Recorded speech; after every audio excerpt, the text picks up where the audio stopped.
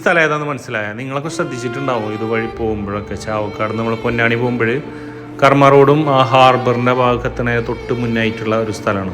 ഇവിടെ നിന്നാണ് തിരിഞ്ഞതിനെ പിന്നെ പഴയ പാലത്തിൽ മേൽക്കൂട് കയറിയിട്ട് ആ പൊന്നാനിയുടെ സകല പൈതൃകങ്ങളുള്ള ഒരു ഭാഗമാണിത്. ഇവിടെ പോകുമ്പോൾ ഇത് കാണാത്തവരും ഇത് വണ്ടി നിർത്തിയിട്ട് ആസ്വദിക്കാത്തവരും കുറവാണ്. കാരണം ഒരു ഭയങ്കര അറ്റ്മോസ്ഫിയറാണ് ഇവിടെ. ഭയങ്കര തണലാണ്, ആൽമരാണ് കംപ്ലീറ്റ്.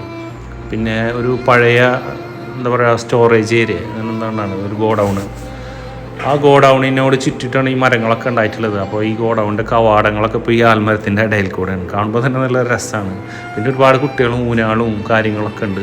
പക്ഷേ സങ്കടകരമായൊരു കാഴ്ച ഇന്ന് ഇതുവഴി വരുമ്പോൾ ഒരുപാട് മരങ്ങളൊക്കെ മുറിച്ചിട്ടിരിക്കണം. എനിക്ക് തോന്നുന്നു ഇവിടെ ഒരു പ്രൈവറ്റ് പ്രോപ്പർട്ടിയാണെന്ന് തോന്നുന്നത്. ഇത് പതുക്കെ മുറിച്ച് വെളിവാക്കിയിട്ട് അത് ആ പൈതൃകങ്ങളൊക്കെ കുഴിത്തി കുഴിച്ചിടാനുള്ള പരിപാടിയിലാണ്. അപ്പോൾ ഇതിൻ്റെ ഉള്ളിലൊക്കെ കാണുന്നത് നല്ല രസമാണ് കേട്ടോ. ഇതിൻ്റെ ഉള്ളിലൊക്കെ വന്നു കഴിഞ്ഞാലും ഫോട്ടോ എടുക്കാനൊക്കെ നല്ലതാണ്. ഒരുപാട് പിള്ളേരൊക്കെ വന്നിട്ട് ഫോട്ടോ എടുക്കുന്നുണ്ട് പല ടൈമിലൊക്കെ ആയിട്ട്.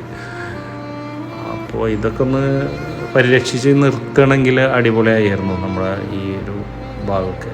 എന്തായാലും കണ്ടപ്പോൾ ഒരു സങ്കടം തോന്നി.